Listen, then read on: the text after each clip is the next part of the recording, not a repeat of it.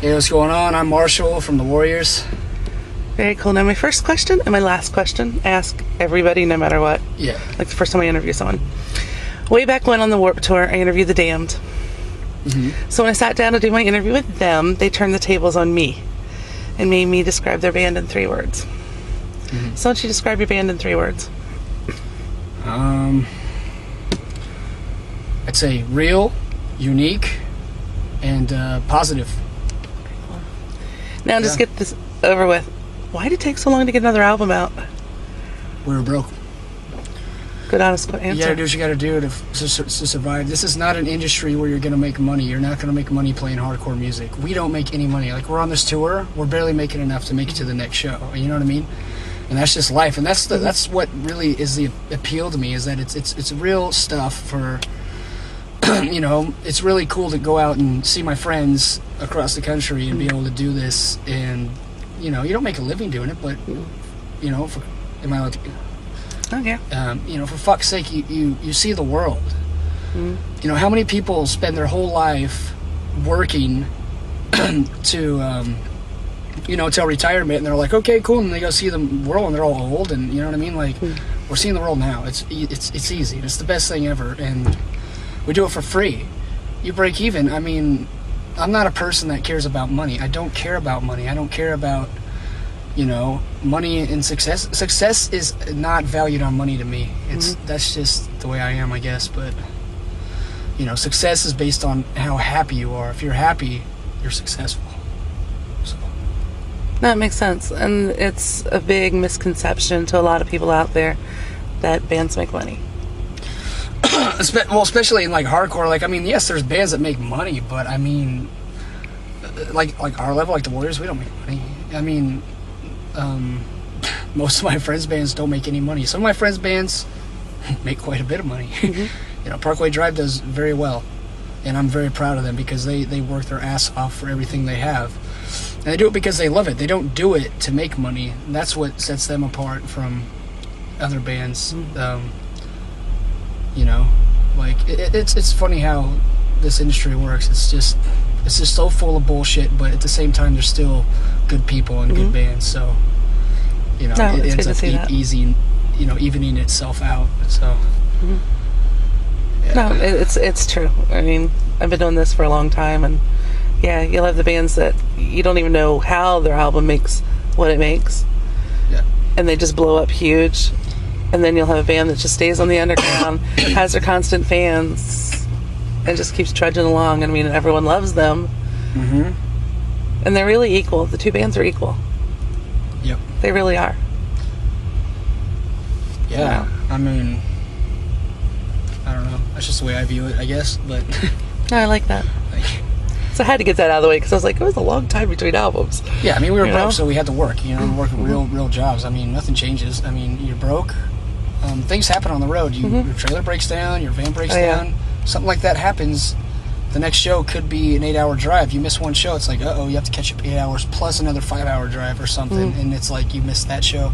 You have to play catch up, and you're missing all that money, and you're spending money. You end up just going broke. And we had a lot of trouble with our van, trailer, just everything. You know, whatever. That's all in the past. No, that's very cool. So I have some fun little questions. Yeah. So first, and then hopefully you can do this. I want you to pick a tattoo. I'm going to zoom in on it, and I want you to give me the story behind it. Because people always ask that. Yep. And nobody ever knows that. Right.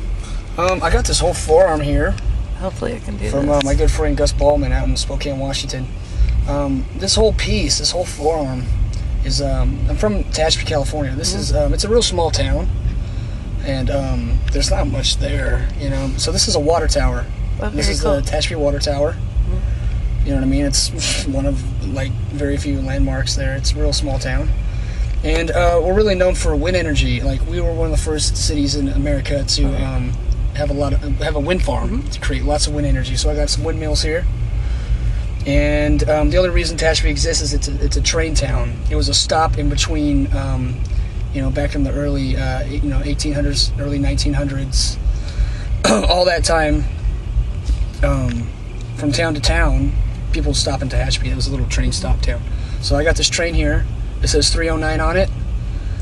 309, I'm a big Johnny Cash fan. It's 309 is the last song Johnny Cash wrote before he passed away. Okay. So that's the whole story behind that, I guess. And then I got this whole elbow here. It says Time Ends. One of my favorite bands is Marauder, and that's the name of one of their songs. This is some album art they have. Is the hands right there of an album called Five Deadly Venoms, and that's one of my favorite, top 10 albums there. So this form cool. is my favorite tattoos I have. I like that. You always have home with you. It's true. Yep. Yeah, that's very cool. So I want you to pick 3 songs by anybody that define who you are. Oh, shit. I get that response a lot. That describe who I am? Mm-hmm. It's a soundtrack of your life. Oh, wow. It's a tough one. I like to think of positive things, but, there's a lot of good things, there's a lot of bad things in life. I'd say, I don't know. I would say one of my top songs for sure would be, okay, we were just talking about it, Marauder, Time Ends. It's like the first song they have off of Master Killer. And it's just it's a reality check. It's time ends. Everybody dies, everybody passes away, and there you go. There's way more to it than that, but that's one of them. I'd say All Out War, Soaked in Torment. Love that song. The breakdown is so heavy. Does it describe me? Probably not that much, but you know what I mean. The whole basis of the song is just a great hardcore song, especially for what was going on at that time.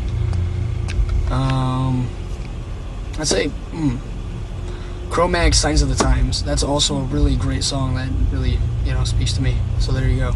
There's 3. Very cool. Now, if you could pick a song by another artist that you wish you had written, what would you pick?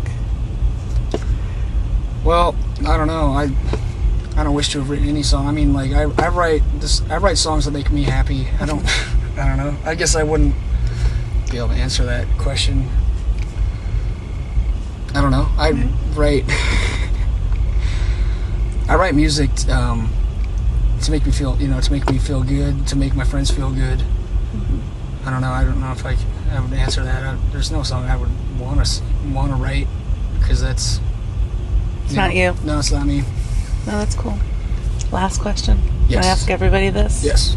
It's the future. You open up the Rock and Roll Encyclopedia. What do you want to read under the Warriors? How do you want to be remembered? I don't know. Just a hardcore band that made their footprint. You know what I mean? I mean, that's all there is to it. I mean, if somebody can sit there and they go, "Oh yeah, the Warriors. I remember that band. Yeah, they were real. They set it off and they had some great pits. Yeah, whatever. You definitely did. You know what I mean? Like, basically, when I was growing up in hardcore, I was real young, like 15, 16. And going to shows, I remember the feeling I had. I want people coming into hardcore to have that feeling, and just the the anger, the aggression, the just the realness of it, just the heart and the lyrics and everything about it. It just really spoke to me. So if people ever, if young kids ever pick up a Warrior CD and they go, "Oh wow," and they listen to it and they've seen us before, they see whatever. There's the internet over the last 10 years. See a YouTube video or something, they go, "Hey, wow, that band's great." You know what I mean? Oops. Sorry. Turn Okay. it back on. Hey, I've stayed on for a long time. There we go. I was like, yeah, very cool. So I mean, I don't know. Spoke positively. Whether we speak positively or negative to somebody is irrelevant as to the just the core of the what's going on in the hardcore scene, because that's where I grew up. Whatever. There it is.